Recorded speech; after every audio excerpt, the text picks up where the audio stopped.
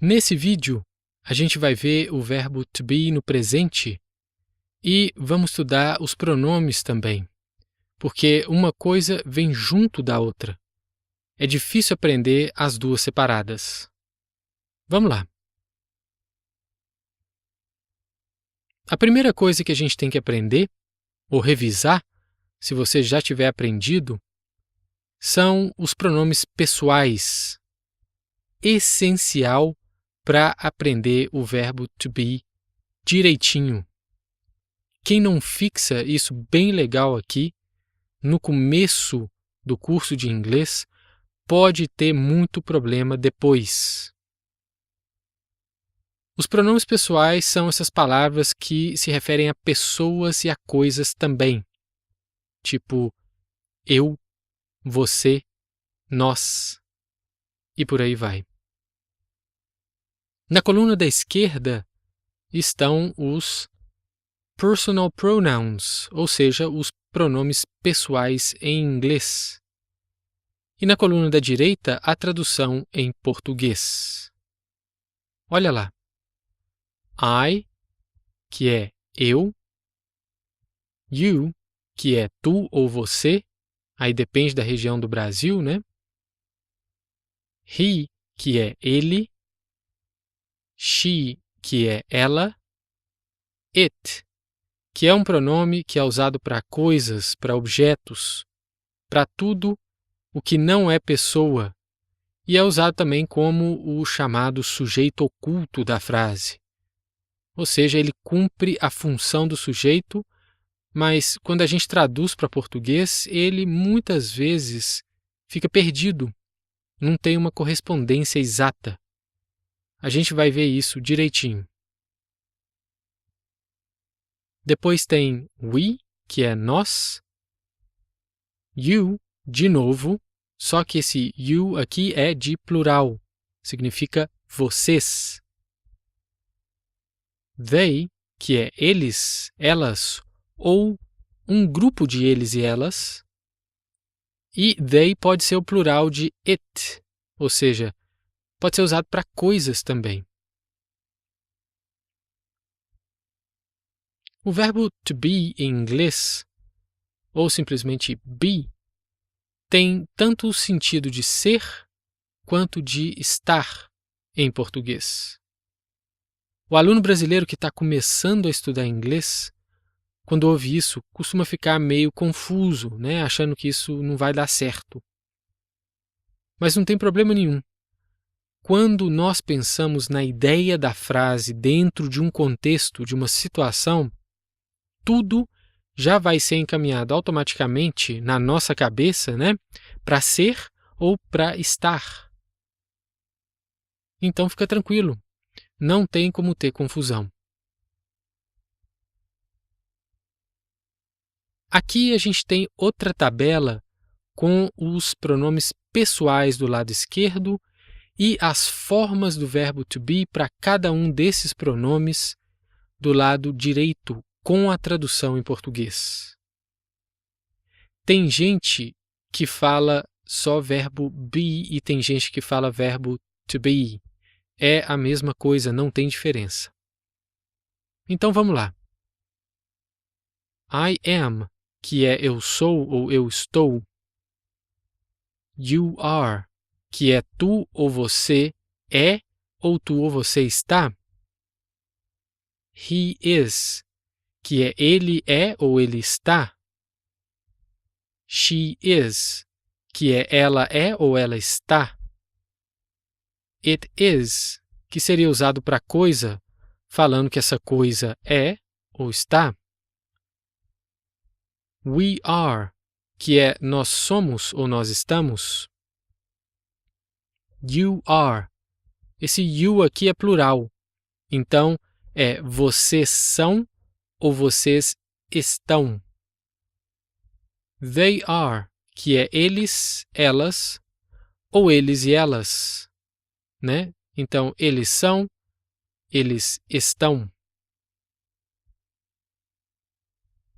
Agora, a gente vai começar a aprender o verbo to be por partes, com mais detalhe e profundidade nessas duas formas em vermelho aí, para I, que é eu, e para you, que é tu ou você.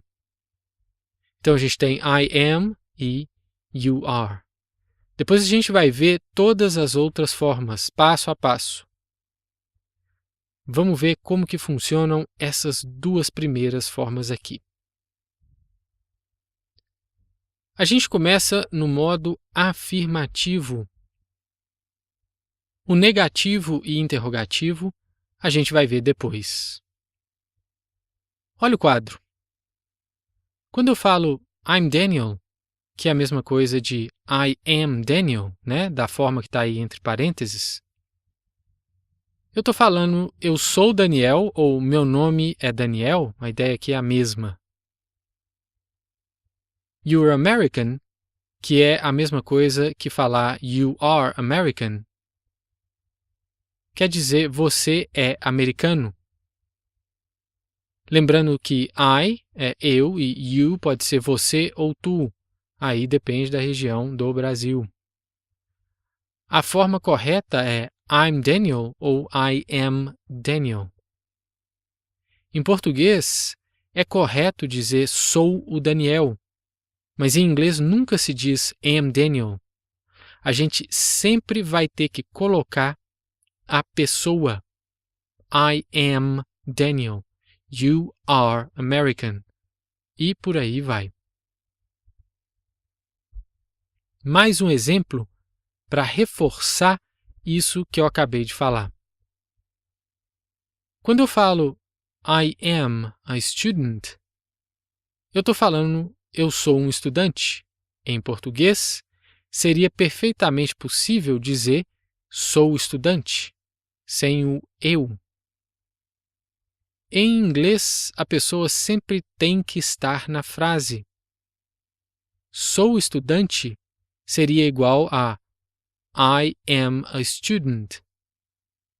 A frase am student sem o I é incorreta.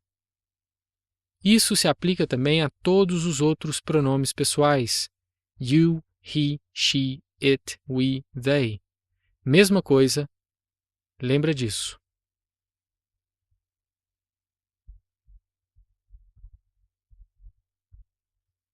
Outra coisa muito importante que se aplica somente ao pronome I, eu, é isso aqui. Use capital I, ou seja, use letra maiúscula no pronome I sempre, mesmo no meio da frase ou até no final. Olha lá. I'm a language teacher.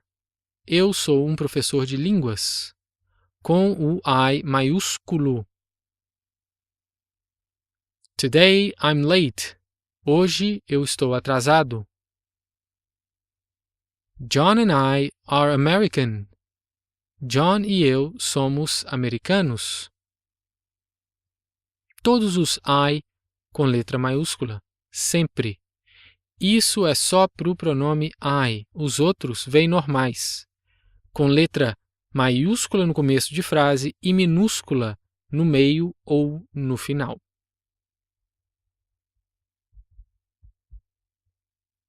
Para que eu possa apresentar o modo interrogativo do verbo be em inglês, eu tenho primeiro que explicar como ele funciona. Em português, nós usamos simplesmente a entonação para fazer perguntas. Eu posso falar, você é americano, que seria uma frase afirmativa. Mas se eu falar, você é americano, a minha entonação sobe no fim da frase e a outra pessoa entende que é uma pergunta. Ou seja, somente a entonação muda. A ordem, a posição das palavras continua a mesma. Você, é, 2, americano, 3. Já em inglês, a entonação muda, mas a ordem das palavras também. E é essa nova sequência que vai transmitir a ideia de que a pessoa que está falando está fazendo uma pergunta. Dá uma olhada nesse exemplo. You are American. Entre parênteses está escrito positive, que é de positivo mesmo, né? Porque essa frase é positiva, ou seja, é uma frase afirmativa. Depois tem Are you American? E entre parênteses, interrogative, que significa interrogativo, porque essa frase é interrogativa, é uma pergunta. Nessa segunda frase, a ordem das palavras mudou. O are, que é o verbo be, vem antes do you, que é o pronome. É isso que dá a ideia de pergunta em inglês. O verbo vem antes da pessoa, diferente da primeira frase afirmativa. Imagina que, sempre que a gente quisesse fazer uma pergunta em português, a gente tivesse que falar: é você americano? É como se fosse isso. Então, olha o quadro embaixo. A ordem das palavras é diferente para fazer perguntas. O verbo vem primeiro. You are Mexican. Are you Mexican? 1, 2, 3. 2, 1, 3. More examples. Mais exemplos sobre o modo interrogativo. Are you a teacher? Você é professor? O are, que é verbo, vem antes do you, que é a pessoa, para dar a ideia de pergunta. Mas olha só, embaixo. Em português seria correto perguntar a uma pessoa: é professor? Sem o você. Em inglês, não. A pessoa sempre tem que estar na frase. Se eu falo é professor, em português eu teria que pensar nessa frase como Are you a teacher? Em inglês. Ou seja, aqui também se aplica a mesma coisa que eu falei antes no modo afirmativo. Quando a gente fala de modo interrogativo, de perguntas, a gente fala também de respostas. E nós temos em inglês a possibilidade de dar respostas curtas, que são chamadas de short answers. A resposta pode ser positiva ou negativa. Então, a gente tem a primeira coluna question, pergunta. A segunda coluna positive answer, resposta afirmativa. E a terceira coluna negative answer, resposta negativa. Olha lá. Am I late? Eu estou atrasado? Yes, you are. Sim, você está. Ou no, you aren't. Não, você não está. Are you Jenny? Você é Jenny? Eu posso responder Yes, I am. Ou No, I'm not. Lembra que aren't, aí na terceira coluna, é a mesma coisa que are not. Aqui a gente volta então para aquela tabela inicial. Até agora a gente estava vendo como funciona o verbo to be para a primeira e segunda pessoa, I e you. Eu e tu ou você, né? E agora a gente vai ver em detalhe como que ele funciona para he, she, it. Para ele, ela e para coisas. Vamos lá. Olha o quadro. He's from England. Ele é da Inglaterra. O his é igual a he is. She's from France. Ela é da França. O she's é igual a she is. It's from the USA. É dos Estados Unidos. O it's é igual a it is. Só lembrando, he é usado para homem, she é usado para mulher e it é usado para coisas. E o aluno brasileiro pergunta: mas como é que é isso? Vamos olhar de novo a terceira linha do quadro no lado do inglês. It's from the USA. Esse it da frase pode ser qualquer coisa, um objeto, por exemplo. Imagina que a gente está falando de um produto, um computador. E aí você aponta para ele e fala, It's from the USA. O it, nesse caso, significaria computador. Então, depende do assunto, da conversa, de cada situação para saber o significado do it. Vamos dar uma olhada nele. O aluno muitas vezes confunde o it porque fica na dúvida do significado dessa palavra na frase quando ele traduz para o português. Por exemplo, se eu falo it's big, aqui eu só tenho a frase isolada, eu não tenho a situação toda, a história toda. Eu traduziria essa frase como é grande.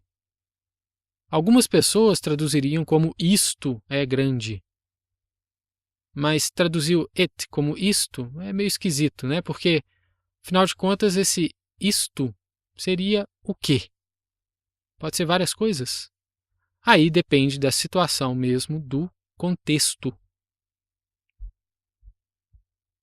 No exemplo 2, se eu falo I have a car e depois falo it's big, agora eu já sei que o it significa carro porque eu falei antes.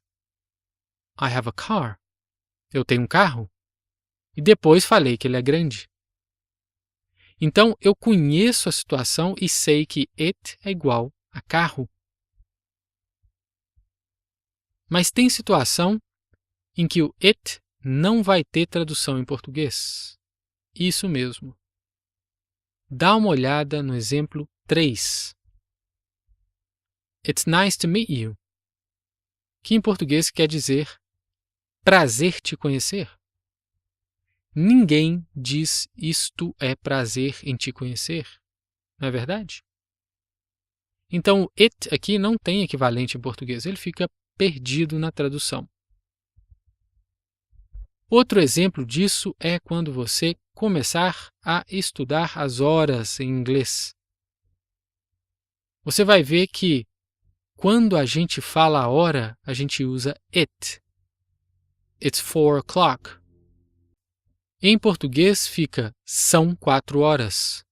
O it, mais uma vez, fica perdido na tradução. Outra coisa importante para ressaltar aqui é que nos exemplos 3 e 4, o it é uma coisa abstrata e não uma coisa física, um objeto. Então ele pode ser os dois, coisas físicas, que a gente pode pegar ou tocar, ou abstratas, que a gente pensa ou imagina. Aqui a forma interrogativa e as short answers. Is he Brazilian? Yes, he is. Ou no, he isn't. Is she from France? Yes, she is. Ou no, she isn't. Is it expensive? Yes, it is. Ou no, it isn't. Lembra das contrações aí na terceira coluna. Isn't é igual a is not. Voltamos novamente para a tabela. Já vimos como funciona o verbo to be com I, you, he, she, it. Primeira, segunda e terceira pessoas do singular. Agora vamos ver como ele funciona em detalhe para we, que é nós, you no plural, que é vocês, né? E they, que é eles, elas ou eles e elas juntos. Lembrando que esse they de eles ou elas pode ser para pessoas ou para coisas também. Não esquece disso. Então vamos lá.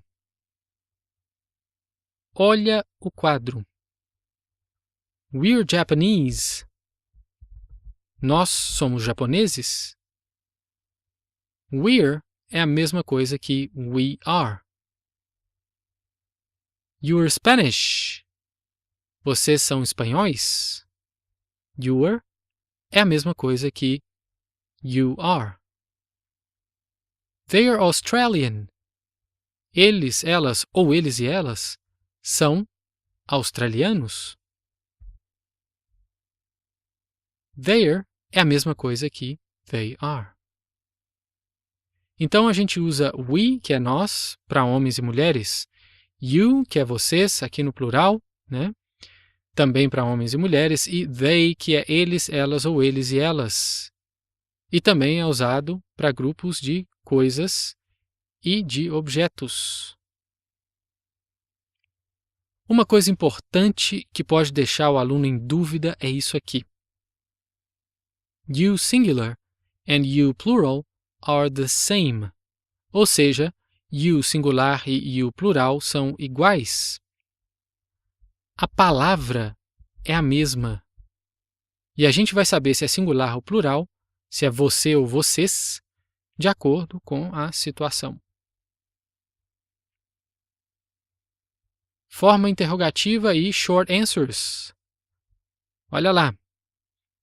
Are we late? Nós estamos atrasados? Yes, you are. Ou no, you aren't. Are you from Canada? Vocês são do Canadá?